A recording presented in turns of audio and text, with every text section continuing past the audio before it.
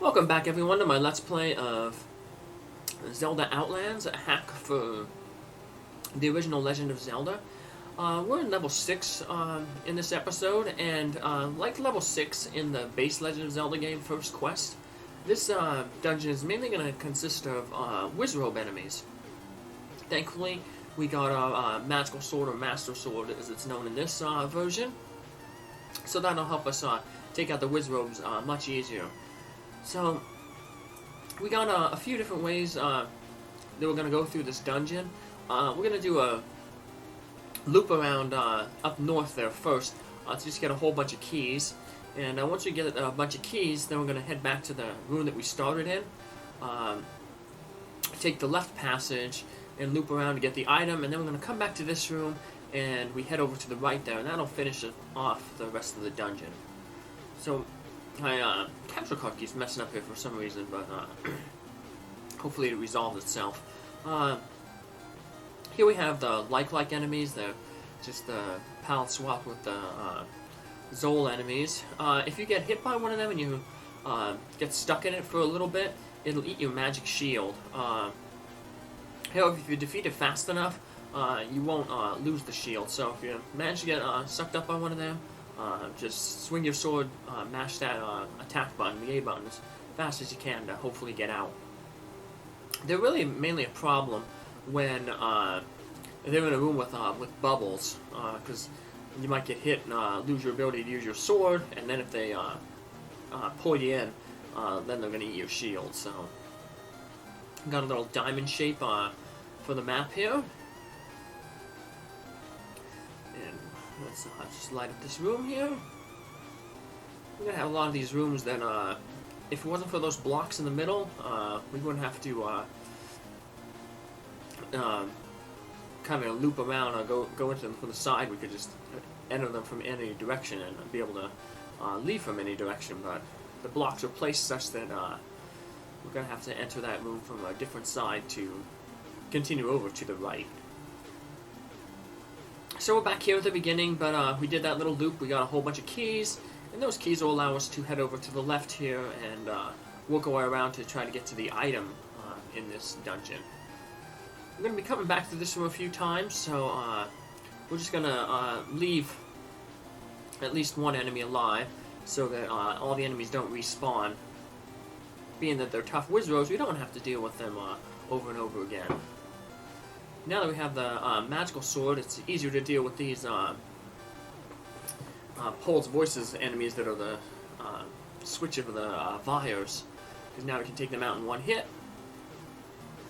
and not worry about them splitting and because if you defeat them after they split, and then they'll respawn when you go back into the room. Like, I guess the flag for saying that they've been defeated doesn't register.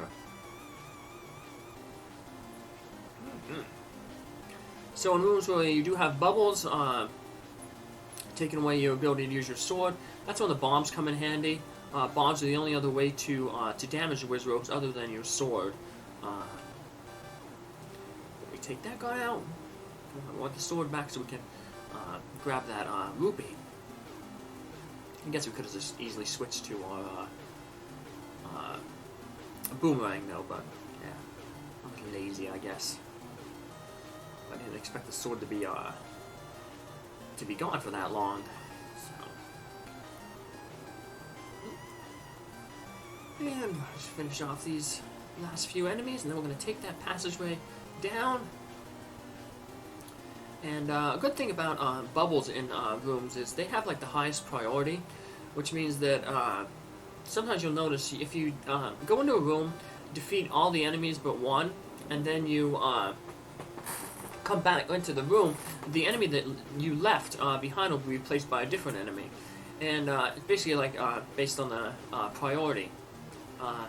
So the enemy with the highest priority will be the one that will spawn first in the room. So bubbles, though, like always have like the highest priority, so you can defeat all the enemies in a room, and then leave the bubbles, and the enemies won't respawn because the bubble technically counts as an enemy, and it's never going to be replaced by an enemy that can be defeated. So you have an interesting little Goma enemy or Goma swap. Makes it difficult because we approach it from the top, and then we have to work our way around, take a few hits from it. But we take it out with one arrow, and we get the Red Lantern.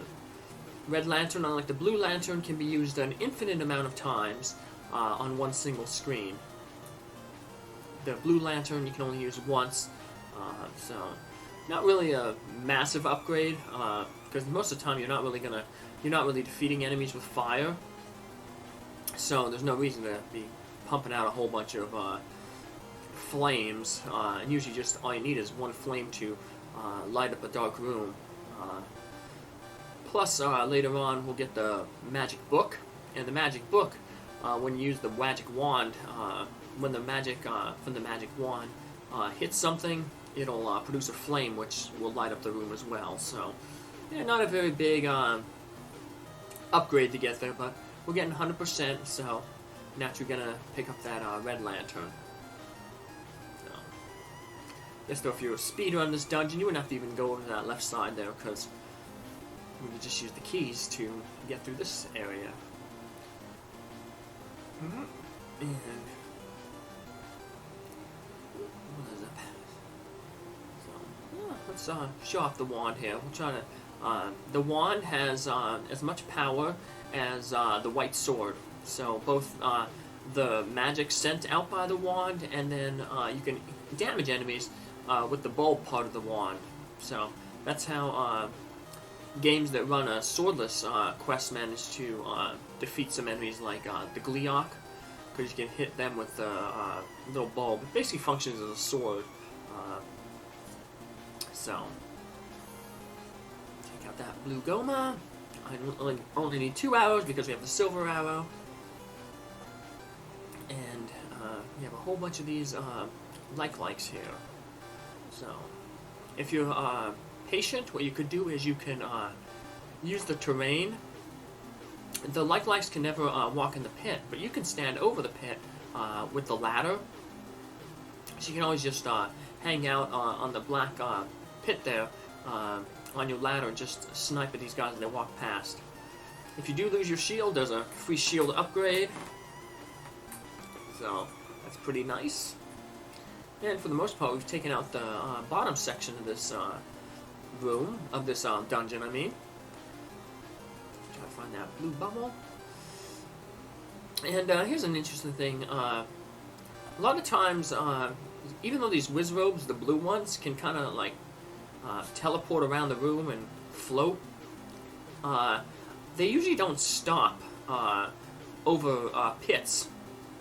So you can tend to be kind of safe hanging out over a pit. Now they can fly over the pit and hit you, but the main issue with the with those whiz robes is, you know, they'll see you, they'll stop, and then they'll just start spamming their beams at you, their magic beams.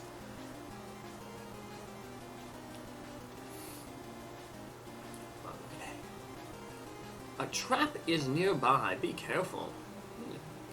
It is not liking me recording-wise here. But we'll be going through this room a few more times, so hopefully next time we go through it isn't as bad. So I guess the computer's not liking this, so I didn't even notice this until after I did the recording. So the bomb to the left is the way we want to go. To the right, though, I think is the trap room that Zelda's talking about. Not this room, per se, but after the room to the right, what it seems to be a very crowded room with blocks, difficult to maneuver, and there's going to be a whole bunch of blue whiz robes in it. So what's difficult about that is, I know what also makes it difficult is we can't walk backwards the way that we came.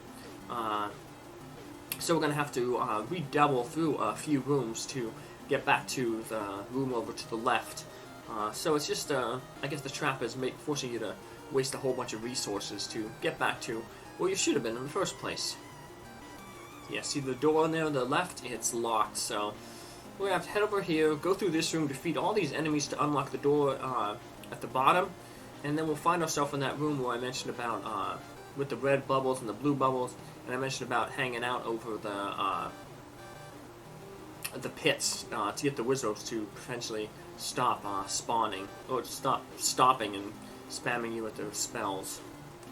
So as you can see, we wasted quite a bit of hearts there. We had to use a dosage of medicine, and we're still down to 3 hearts. So thankfully, though, most of the dungeon is taken care of. We only have a few more rooms to go, so we won't necessarily have to use any more medicine to finish this dungeon off. Now we're going to get back into the Zelda room, where she tells us about the trap that we already sprung. And hopefully this doesn't mess up and we can see what this room looks like normally. There we go, we finish him off. Yeah, well, unfortunately we got hit there. Might as well use this up, finish off the boss.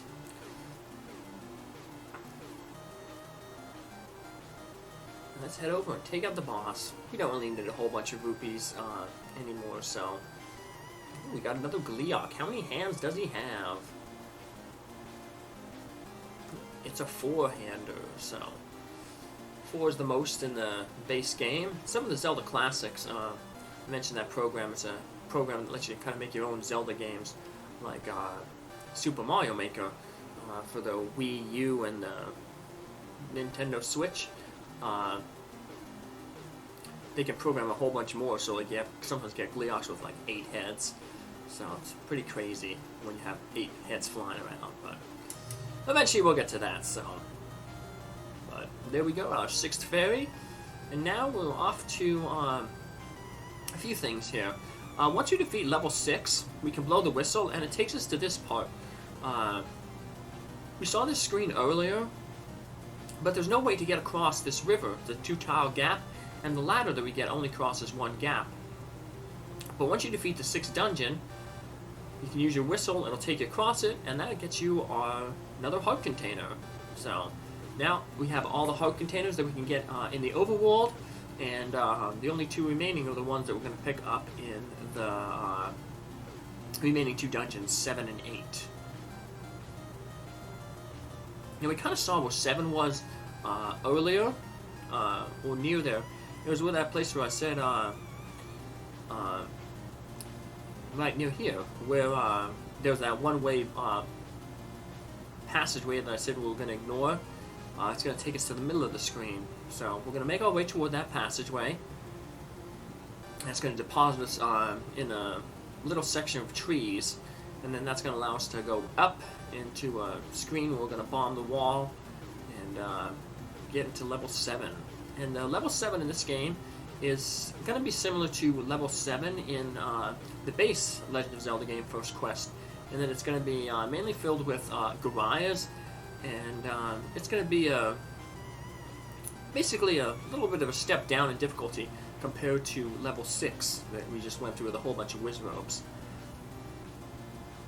So you don't want to hit those guys from the bottom there. I just messed up there a little bit. But yeah, as long as you hit the armors from the top or the sides, you'll be fine. But it's only when they get hit from the bottom that they, I guess, have a hitbox that hurts you. So lay the bomb down, head on into level 7 here. And much like level 6, we kind of start off in a room with enemies, so I'm just going to clear out these enemies, and once they're all cleared, then we'll be able to start the dungeon from a clear room in our next episode. So take care, hope to see you in our next episode. Bye!